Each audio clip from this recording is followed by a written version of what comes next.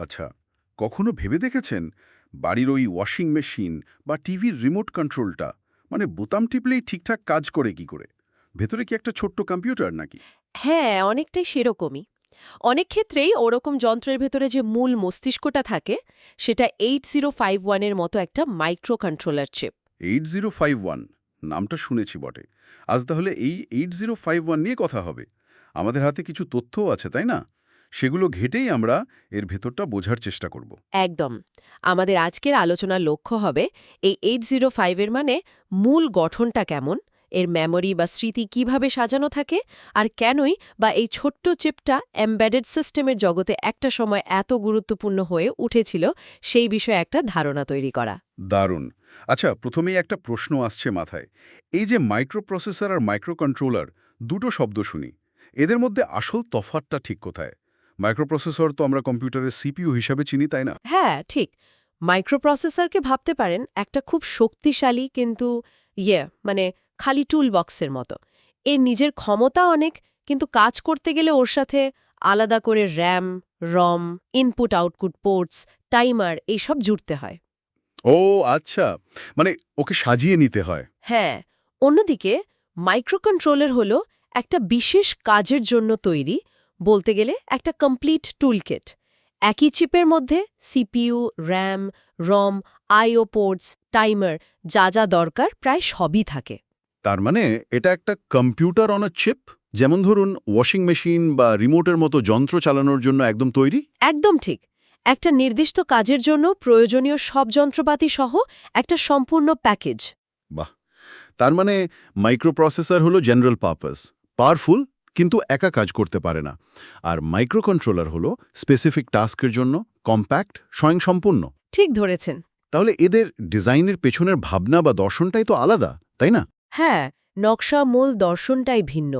একটা চায় ফ্লেক্সিবিলিটি আর পাওয়ার, অন্যটা চায় ইন্টিগ্রেশন আর নির্দিষ্ট কাজে এফিসিয়েন্সি। বেশ ইন্টারেস্টিং। এবার তাহলে 8051 এর কথায় আসি।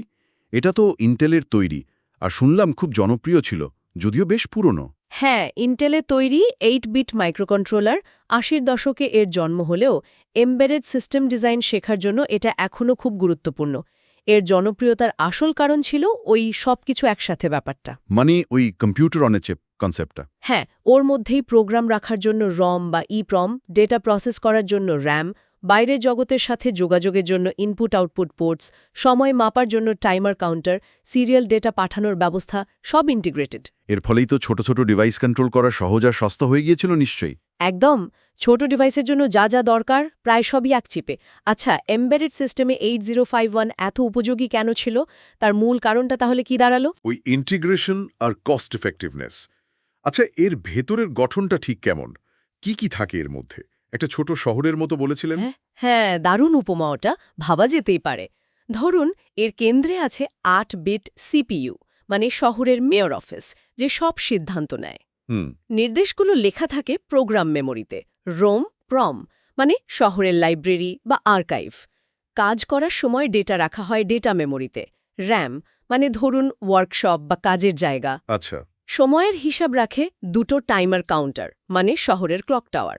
বাইরের জগতের সাথে যোগাযোগ করে 4টে আইও পোর্ট, P0 থেকে P3, মানে শহরের গেট বা যোগাযোগ দপ্তর। বাহ! আর আছে সিরিয়াল পোর্ট, মানে ধরুন টেলিগ্রাফ অফিস। আর জরুরি খবর জানানোর জন্য ইন্টারাপ্ট কন্ট্রোল সিস্টেম, মানে এমার্জেন্সি অ্যালার্ম সিস্টেম। এই সব কটা অংশ একসাথে কাজ করে। দারুণভাবে বোঝালেন তো। এই যে ভেতরের অংশগুলো, এগুলো কিভাবে সংগঠিত? মানে এদের মধ্যে যোগাযোগটা হয় কিভাবে? মূলত ডেটা বাস, অ্যাড্রেস বাস আর কন্ট্রোল বাসের মাধ্যমে। তবে মেমরি অর্গানাইজেশনটা বোঝা খুব জরুরি। হ্যাঁ, মেমরির কথা বলছিলেন, প্রোগ্রাম মেমরি আর ডেটা মেমরি। এদের ভাগাভাগিটা কেমন? দেখুন, প্রোগ্রাম মেমরি, যেটা রম বা ইপ্রম টাইপের, সেখানে থাকে ইনস্ট্রাকশন বা কোড। 8051 এর ভেতরে সাধারণত 4 কিলোবাইট পর্যন্ত অনচিপ প্রোগ্রাম মেমরি থাকে। মাত্র 4 কিলোবাইট? আজকের দিনে তো একটা গানও ধরে না ঠিকমতো। হ্যাঁ, হ্যাঁ, ঠিকই। কিন্তু তখনকার দিনে ওই 4 কিলোবাইটেই দারুণ সব কাজ হতো। প্রোগ্রামারদের খুবই এফিশিয়েন্ট কোড লিখতে হতো। তবে দরকার পড়লে এক্সটার্নাল অ্যাক্সেস বা ইএ পিন ব্যবহার করে বাইরে থেকে মেমরি চিপ জুড়ে এটাকে 64 কেবি পর্যন্ত বাড়ানো যেত। ও আচ্ছা, বাড়ানোর উপায় ছিল। আর ডেটা মেমোরি? ওটা তো র্যাম। হ্যাঁ, ওটা র্যাম। প্রোগ্রাম চলার সময়ে যে অস্থায়ী ডেটা লাগে সেটা এখানে থাকে। আর 8051 এর ভেতরে র্যাম থাকে মাত্র 128 বাইট। কি বলছেন? মাত্র 128 বাইট? হ্যাঁ, মাত্র 128 বাইট ইন্টারনাল র্যাম। এটাকে আবার কয়েকটা ভাগে ভাগ করা হয়েছে। যেমন রেজিস্টার ব্যাংকস আছে দ্রুত অ্যাক্সেসের জন্য। একটা অংশ আছে বিট অ্যাড্রেসেবল, মানে প্রত্যেকটা বিটকে আলাদা করে অন অফ করা যায়। আর বাকিটা general purpose RAM. Bit addressable. এটা তো বেশ কাজের ফিচার মনে হচ্ছে কন্ট্রোলিংয়ের জন্য। অবশ্যই। এছাড়া এই 128 বাইটের উপরে মেমোরি ম্যাপের 80H থেকে FFH অ্যাড্রেসে থাকে কিছু স্পেশাল ফাংশন রেজিস্টার বা এসএফআর। আর হ্যাঁ, বাইরে থেকে 64 কেবি পর্যন্ত এক্সটার্নাল ডেটা মেমোরিও লাগানো যায়। এই সীমিত ইন্টারনাল মেমোরি নিয়েই তো তাহলে সব কাজ করতে হতো। কিভাবে এত দক্ষতার সাথে ব্যবহার করা হতো এটা? সেটাই চ্যালেঞ্জ ছিল। খুব অপটিমাইজড কোডিং আর ডেটা স্ট্রাকচার ব্যবহার করতে হতো। এবার আসি এসএফআর এর কথায়। হ্যাঁ, ওই স্পেশাল ফাংশন রেজিস্টার, এগুলো ঠিক কি? কেন এত গুরুত্বপূর্ণ? এগুলো হলো 8051 এর বিভিন্ন হার্ডওয়্যার অংশের, মানে ধরুন টাইমার, সিরিয়াল পোর্ট, আইও পোর্টস, ইন্টারাপ্ট কন্ট্রোলার, এদের কন্ট্রোল নব আর স্ট্যাটাস ইন্ডিকেটর। ও, কন্ট্রোল প্যানেলের মতো। একদম। এগুলো ওই ইন্টারনাল র্যামের অ্যাড্রেস স্পেসেই থাকে, 80H থেকে FFH। যেমন ধরুন টিমড, টিকন রেজিস্টার দিয়ে টাইমার কিভাবে কাজ করবে সেটা ঠিক করা হয়। SCON, SBUF দিয়ে সিরিয়াল কমিউনিকেশন কন্ট্রোল হয়। আচ্ছা। আইপি দিয়ে কোন ইন্টারাপ্টগুলো এনেবল বা ডিসেবল থাকবে, কার প্রায়োরিটি বেশি হবে সেটা ঠিক করা হয়। আর P0, P1, P2, P3 নামের রেজিস্টারগুলো দিয়ে পোর্টগুলো ইনপুট হবে না আউটপুট সেই সব নিয়ন্ত্রণ করা হয়। তার মানে এই এসএফআর ছাড়া 8051-কে কন্ট্রোল করাই যাবে না। বলতে গেলে প্রায় অসম্ভব। এগুলোর মাধ্যমেই আমরা 8051 এর আচরণকে নিজেদের প্রয়োজন অনুযায়ী বদলে নিতে পারি। তাহলে 8051 নিয়ন্ত্রণে এই স্পেশাল ফাংশন রেজিস্টারগুলির ভূমিকা এত গুরুত্বপূর্ণ কেন, বোঝা গেল? হ্যাঁ, একদম স্পষ্ট। তাহলে যদি একটু গুছিয়ে বলি, আমরা দেখলাম মাইক্রোপ্রসেসর আর মাইক্রোকন্ট্রোলারের মূল পার্থক্যটা কোথায়।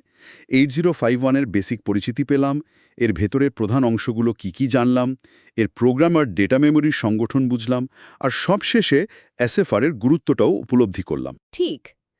আর সিএসসি ছাত্রছাত্রীদের জন্য এই 8051 বোঝাটা কিন্তু খুব দরকারি। কারণ এটা শুধু একটা পুরনো চিপ নয়, এটা এমবেডেড সিস্টেম, রোবোটিক্স, আইওটি এর মতো আধুনিক ফিল্ডগুলোর একদম গোড়ার কথা শেখায়। এর আর্কিটেকচার, যেভাবে এটা মেমরি ম্যানেজ করে, যেভাবে সীমিত রিসোর্স ব্যবহার করে কাজ করে, এই কনসেপ্টগুলো কিন্তু আজও খুব প্রাসঙ্গিক। এই ভিতটা যদি শক্ত থাকে তাহলে ভবিষ্যতে আরও অনেক জটিল সিস্টেম ডিজাইন বা বোঝাটা অনেক সহজ হয়ে যায়।